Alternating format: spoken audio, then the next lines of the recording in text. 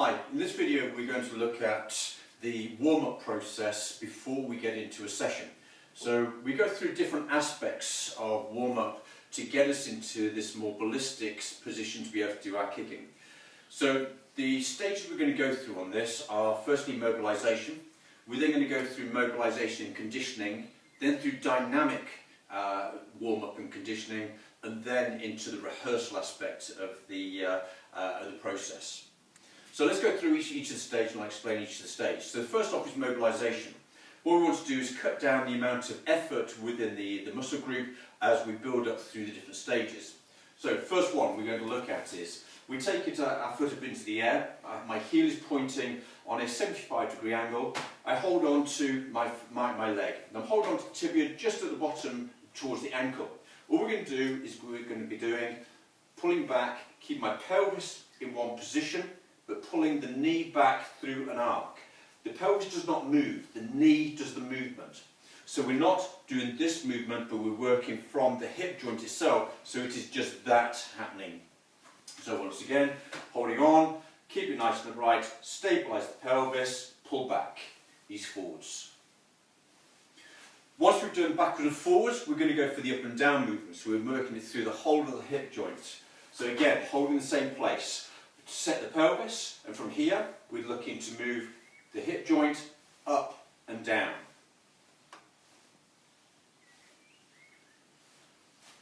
So we've done both those planes. Now we're going to go to rotations. So holding on again, but now we're going to look at rotating through, not a massive circle, but working all the way through. Once we've done one way, we can do the other way. So now we've fully mobilised and warmed up the hip joint. Make sure you're doing multiple times on that so we get the full process, and we're going to do both sides of it. Next, we're going to take it onto holding onto the hamstring. We set the foot again on the floor so the heel is pointing down your training area on a 75-degree angle. My foot is in line with my supporting leg, and all we do, we look to extend out. But at the same time as extending out, I'm also pulling up on my legs. So we're stretching the adductors, the inside of the leg, as well as go through this plane of motion that a side kick would be going in. Make sure we have a balcal position with our foot, so the foot sword as well, pulling that foot across.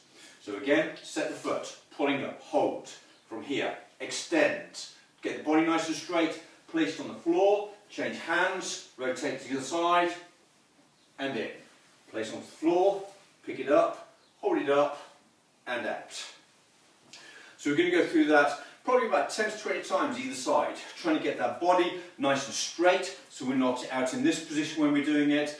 Make sure we're in a balcal position with our foot, so again our toes aren't higher than our heels, because what we're looking not to do is to be in this position or this position, because we're over rotating here with the pelvis or we're under rotating. So as I say, make sure that foot is parallel to the floor and we push that pelvis into it whilst we're doing it, so we're stretching through the hip flexors. Okay, so that's the mobilisation phase. Let's go on to the mobilisation and conditioning phase for this now. So very similar, but what we're doing now is we're going to take the leg out to a 3/4 position. So we're putting more effort through it. If you think about it, the leverage side of things, then before we had the bent leg doing everything, so taking the weight off and also supporting. Now we're going to use the weight of that leg to actually put more effort into the hip. But what we're going to do is we're going to go to a 3/4 position here. So if I come sideways on, we're in this position there. So I've taken some of the strain off. What we're going to do is we're going to repeat very similar exercises. So firstly, we take it out and we take it up and down. Trying to move from the hip again, and not particularly move from the leg on the floor. We then go and take it on side to side. So from here, side to side. You will get some movement in the pelvis on this one, but try to minimise that again and try to get the hip joint to be doing the movement. Rotations. So 3/4 again and rotating around. So we're looking around about the size of a football. Then repeat, go the other way. Notice on all of these, again, I've got a balcal position with my foot, and it is parallel to the floor. There is no higher toes or higher heel. My body is also in the right place. So again, when we're doing our cycling position, my front shoulder is back, my hands on top, doing whatever exercise it is. Last but not least on this phase, we're going to do slow motion kicking out. So we're going to go all the way. So again, set my foot on the floor, heel pointing down, we're going to lift up, and then we push out, all the way. Pull it back in, change, lift, and push, and pull. Again, and push. Try to have that little bit of hold at the end so that we start building up the musculature and start putting it under pressure with that isometric hold. Next we go to the dynamic phase. So the dynamic phase, we're now starting getting the muscles ready to do the actual activity you're doing. If we look at the terminology between the different phases, static stretching, if we look at stretching, then we hold a muscle at the end range of its movement or slightly beyond and hold in a static phase and not moving. Dynamic means to actually take it through to the end range of movement but not beyond in a repetitive movement. So we're not going past where it can go, we're going to where it is comfortable to go, but getting the muscles to work in a dynamic fashion, i.e. working eccentrically, concentrically, shortening and lengthening through that movement.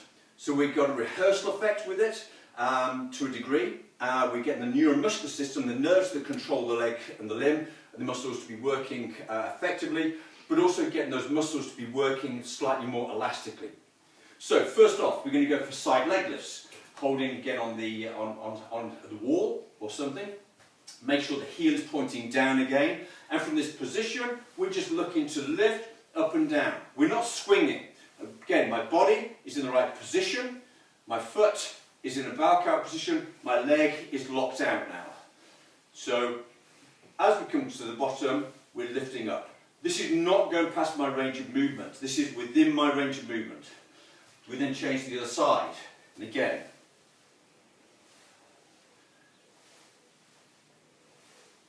I'm trying to stop my body moving as much as possible and keeping my body as upright as possible. If we look at the hip joint, a normal hip joint, we've probably got about 40 degrees of movement within the hip. So there's not a great deal of movement within it, but by having my body slightly forwards here, but my shoulder backwards and slightly coming back with my pelvis, then it extends the amount of movement that I get within that. So that's our side. So next we go to rear. So from holding on to something, then from here we take the leg straight back, looking to give my support of the leg nice and straight up. Trying to keep my heel going to the ceiling. A mistake a lot of people make is to rotate as they're coming. That's not doing what we wanted to do. We want to be stretching down the front of the leg, the hip flexors particularly in here, but also the quads to a degree. But whilst we're doing it with the leg on the floor supported straight, that will also help with the dynamic stretching of the hamstring as well. So one more time, leg locked out, both legs locked, and lifting up to the ceiling. My pelvis is straight down the dojang again. The other leg.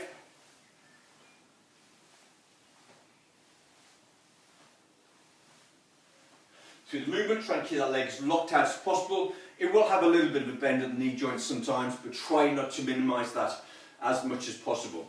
We then go on to front leg lifts. So now we're doing the hamstrings and getting the hamstrings to work dynamically.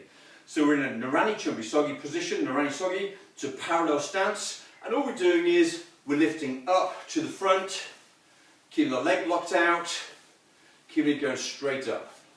Trying to keep that body as upright as possible, so we're working on balance as well. Then we change to the leg. It's not a fast movement.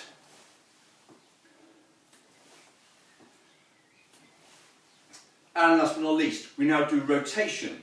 So we're working through the whole of the joint, rotating it through. So again, nice and controlled, he's not throwing the leg, we lift up and round. And we just go the opposite way.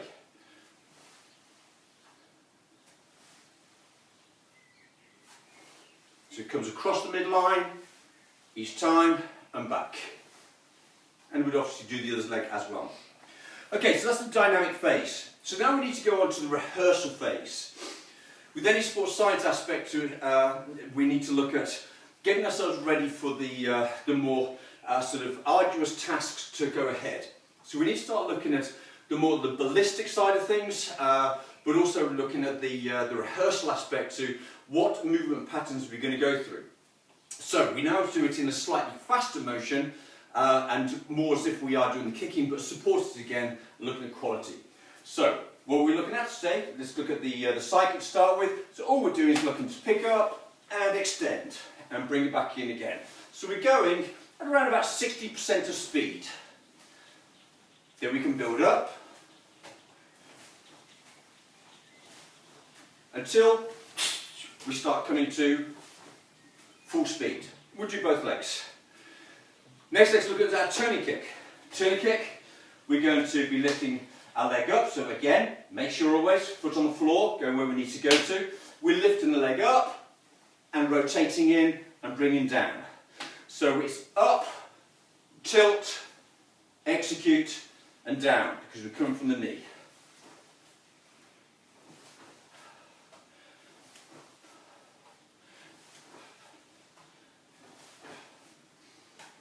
Hooking kick. So we start warming up the pelvis in a slightly different way, the hip joint. So from here, we're looking to, again, have my foot pointed down dojang. We're going to lift up, out, hook, and back in again. So now we're looking to use the back of the heel, the dwichuk part of the foot.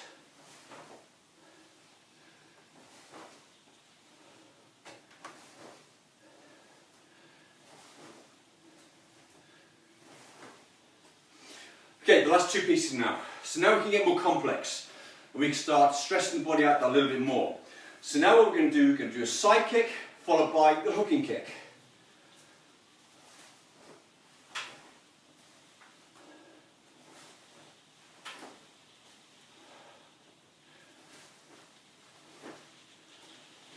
Last but not least, side kick followed by turning kick.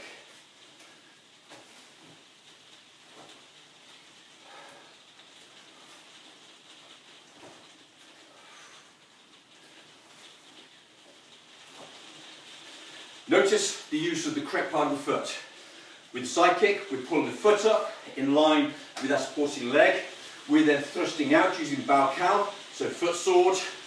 Then what we do is with the turning kick, the knee breaks and chambers, and then we start coming out again with that country ball of foot. With a hooking kick, the side kick is exactly the same, but once we've got the side kick, we're then rotating out and using dwichuk to do the hook kick.